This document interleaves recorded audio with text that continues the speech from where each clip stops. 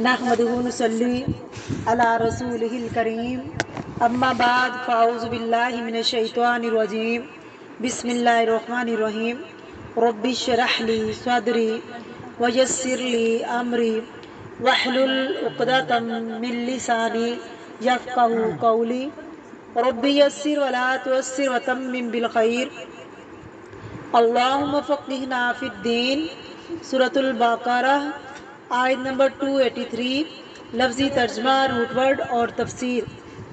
وَإِن كُنتُمْ، اگر ہو تم، عَلَىٰ سَفَرٍ، سفر پر، یعنی اگر تم سفر کر رہے ہو، گھر میں نہیں ہو اور شہر میں نہیں ہوتا سفر۔ سفر کہتے ہیں ملک یا اپنا گھر یا وطن، اس کو چھوڑ کر کہیں اور جانا۔ وَلَمْ تَجِدُوا، اور تم نہ پاؤ، کاتباً، کوئی لکھنے والا، فَرِحَانٌ، تو گروی رکھ لو، مقبوضۃٌ، قبضہ میں دی ہوئی چیز، فَإِن، پھر اگر، آمنہ، اعتبار کرے، بعضکم، تم میں سے بعضاً، بعض پر، فَلْيُؤَدِّ، پس اسے چاہیے کہ ادا کرے، الذی، وہ جو، اؤتُمِنَ، امانت بنایا گیا ہو، امانتہ، اس کی امانت کو، یعنی جس کے پاس امانت رکھی گئی اسے کیا چاہیے؟ واپس کر دے۔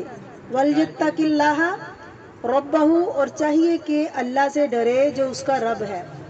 وَلَا تَكْتُمُوا، اور نہ تم چھپاؤ، الشہادۃ، گواہی کو، وَمَن يَكْتُمْهَا، اور جو کوئی اس کو چھپائے گا، فَإِنَّهُ، تو بے شک وہ، آثم، گناہ گار ہے، قلبہ، دل اس کا، واللہ، اور اللہ تعالیٰ، بما تعملون، ساتھ اس کے جو تم عمل کرتے ہو، علیم، خوب جاننے والا ہے۔ بسم اللہ الرحمن الرحیم، تفسیر۔ وَإِن كُنتُمْ، اگر ہو تم، عَلَىٰ سَفَرٍ، سفر پر۔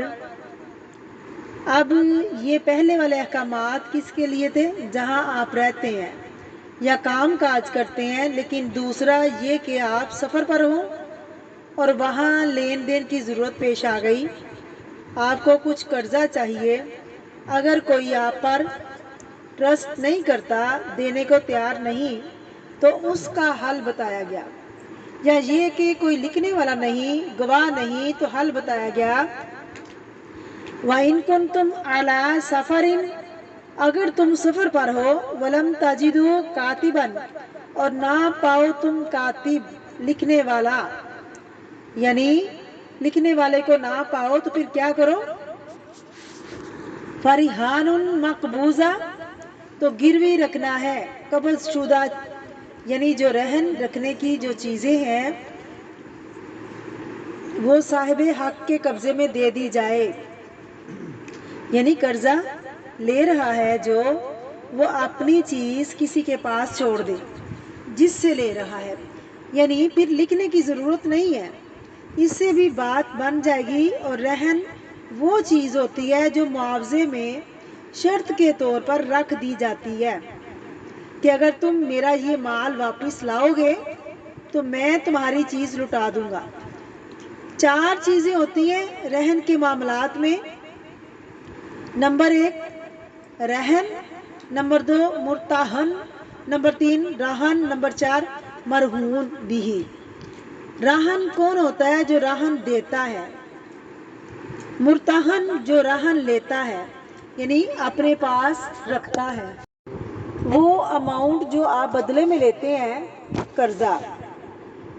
رہن وہ چیز جس کے بدلے میں آپ کچھ لے رہے ہوتے ہیں، مثلا مجھے $1 چاہیے کسی سے اور میرے پاس $1 کا قلم ہے، تو میں اپنا پین اسے دوں گی جسے $1 لینا ہے۔ میں کون ہوں؟ راہن، جو مجھے دے رہا ہے وہ مرتہن ہے، یہ قلم رہن ہے، اور اس کے بدلے میں جو $1 مل رہا ہے وہ مرہون بھی ہے۔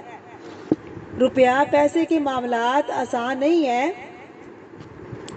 کنفیوز کر دیتے ہیں۔ چلیے آگے چلتے ہیں، آپ نے کون سا معاملہ کرنا ہے۔ اگر تم سفر پر ہو، تم کو کاتب نہیں ملتا تو تم گروی رکھ لو۔ فَإِنْ آمِنَ بَعْضُكُمْ بَعْضًا، پھر اگر اعتبار کرے تم میں سے باس باس پر پھر ویسے ہی لے لو۔ گروی کب رکھنے کی ضرورت پیش آتی ہے؟ جب ٹرسٹ نہیں ہوتا۔ فَلْيُؤَدِّ الَّذِي تو چاہیے کہ ادا کرے، دے دے، یعنی اگر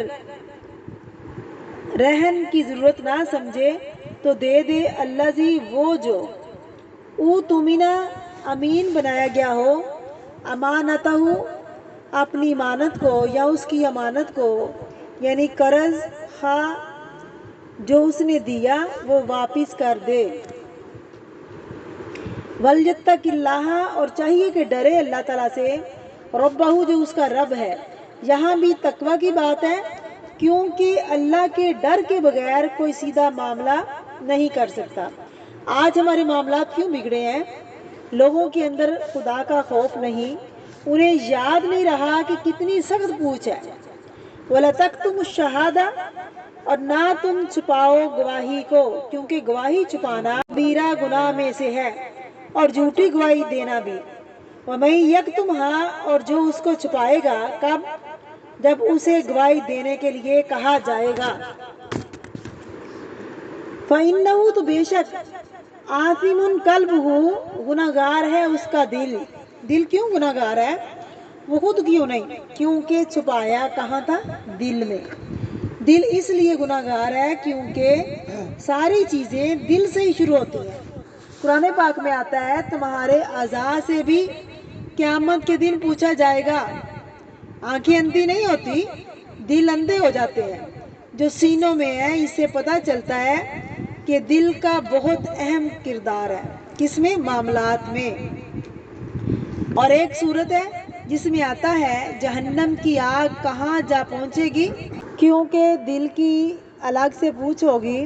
دل بھی گناہگار ہوتا ہے۔ دل پر ایک سیاہ نقطہ بھی لگ جاتا ہے، دل مردہ بھی ہو جاتا ہے، دل سخت بھی ہو جاتا ہے۔ واللہ بما تعملون علیم اور یہ آیت بھی اللہ کی صفت علم پر ختم ہو رہی ہے۔ اور اللہ جو کچھ بھی تم عمل کرتے ہو اس کو خوب خوب جانتا ہے۔ اللہ کو اچھی طرح پتہ ہے کہ تم کیسی گواہی دو گے اور رہن کے ساتھ کیا معاملہ کرو گے۔ یا ایھا الذین آمنوا کسی آیت کے سٹارٹ میں آئے، اسے کیا بات پتہ چلتی ہے؟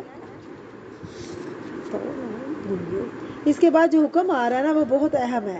اور اگر کچھ کرنے کو کہا جا رہا ہے تو کرنا ہوگا، اگر کسی بات سے روکا جا رہا ہے تو رکنا ہوگا، یہ ہے اس کا مقصد۔ یا ایھا الذین آمنوا جب کسی آیت کے سٹارٹ میں آئے تو اس سے کیا بات پتہ چلتی ہے؟